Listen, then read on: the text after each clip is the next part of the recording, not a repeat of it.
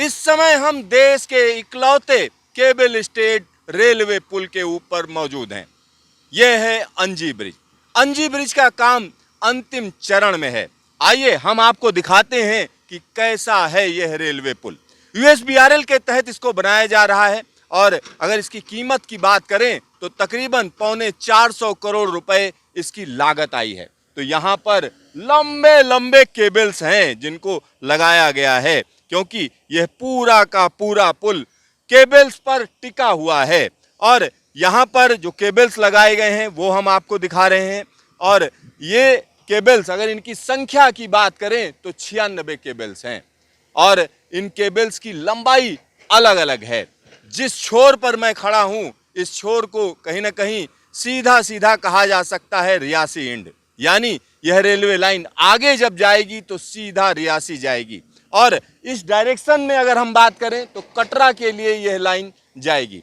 और यहाँ पर एक और चीज मैं आपको बता दूं, बीच में रेलवे लाइन होगी और साथ ही साथ सर्विस रोड भी होगी, यानी ऐसी सर्विस रोड जिस पर जरूरत पड़े तो रेलवे कहीं ना कहीं मदद दे सकती है, आसपास जो मटेरियल है उसको ले जा सकती है। तो आइए हम आपको दिखाते हैं कि किस तरह से यह पुल काफी महत्वपूर्ण है। तो यहाँ अगर केबल्स की बात करते हैं तो 96 केबल यहाँ पर मौजूद हैं। 96 केबल्स हैं और इन केबल्स को जो लगाया गया है उसका तरीका एकदम डिफरेंट है, एकदम।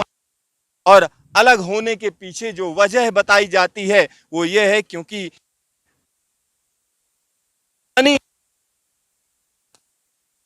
उस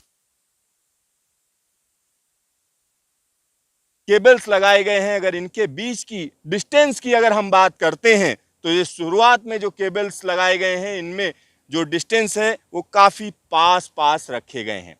और ये खास तरीके के केबल्स हैं, इनको स्लोवेकिया से लाया गया है, यानी यूरोप के एक देश से इनको इंपोर्ट किया गया है। और इन केबल्स के अंदर बहुत पतले पतले से केबल्स हैं जिन पर खास तरीके का मटेरियल कोट किया गया है जिससे उसमें जंग ना लगे, स्ट्रेंथ बनी रहे। और इनके अंदर जो पतले वायर डाले गए हैं अगर हम उसकी बात करते हैं तो उसकी लंबाई अगर हम सारी जोड़ लें तो तकरीबन 650 किलोमीटर लंबा केबल पड़ा हुआ है। और यहाँ पर अब आप आगे जैसे चलेंगे तो देखेंगे कि केबल्स के बीच की जो डिस्टेंस है वो बढ़ जाती है। यहाँ पर 10-10 मीटर पर केबल्स हैं।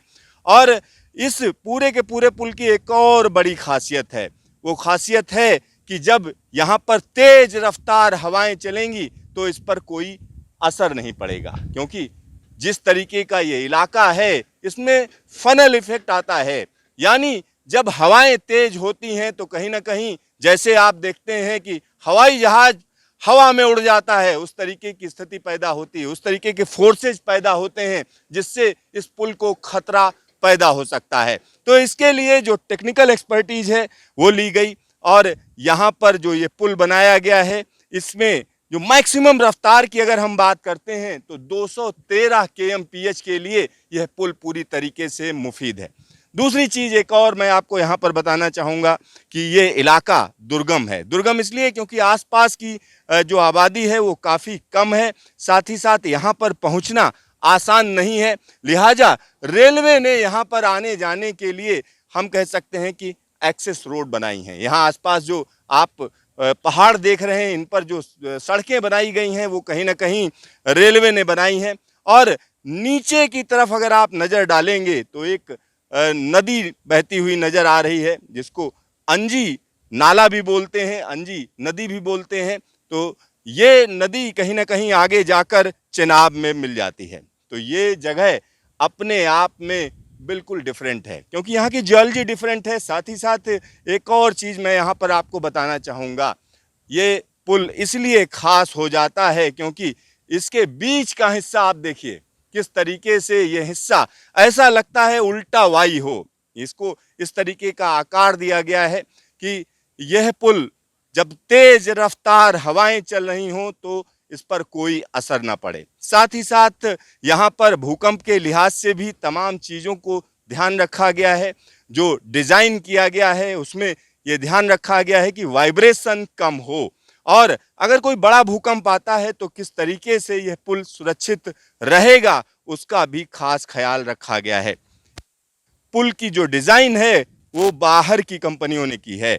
यहाँ पर मैं आपको बता दूं इसके डिजाइनिंग का जो पार्ट वो कहीं ना कहीं इटालफर ने किया है, यानी इटली की रेलवे ने किया है।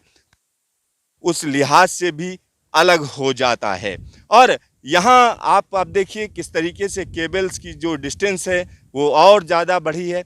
और जब बीच के हिस्से में हम आ जाते हैं, जब यहाँ पर बीचों बीच में आप आएंगे तो उसके बाद का हिस्सा अगर हम देखें तो वो आगे का हिस्सा है और इधर जिधर से हम आते हैं अगर करें तो छोटा है और किसको खास तरीके से डिजाइन किया गया है। अब हम बिल्कुल उस जगह पर आ चुके हैं जहां पर पायलान है और पायलान अपने आप में काफी डिफरेंट है। साथ ही साथ यहाँ अगर इसकी करें तो यहाँ जो फाउंडेशन है उससे इसकी ऊंचाई 193 की है। तो सिर्फ इसी पायलान की वजह से आप समझिए यह पुल बिल्कुल अलग दिखता है। अब हम उसी जगह पर आ चुके हैं, बीचों बीच में आ चुके हैं जहां पर यह पायलान मौजूद है और यहां आकर आप इसका अंदाजा लगा सकते हैं क्योंकि यह पुल अपने आप में दूर से ही अलग दिखता है और इसमें जो तमाम चीज़ें इस्तेमाल की गई हैं वो कहीं ना कहीं भारत को एक अलग पहचान देती हैं। एक और चीज़ मैं यहाँ पर बताना चाहता हूँ कि USBRL का यह पुल काफ़ी चर्चित है, काफ़ी चर्चा में है। तमाम तकनीकी लोगों ने इसको अप्रूव किया है। साथ ही साथ कुछ लोग हैं जिन्होंने इस डिज़ाइन का कहीं ना कहीं विरोध भी किया था। ऐसा कहा था कि इस तरीके का पुल इस इलाके में नहीं बनाया जाना चाहिए।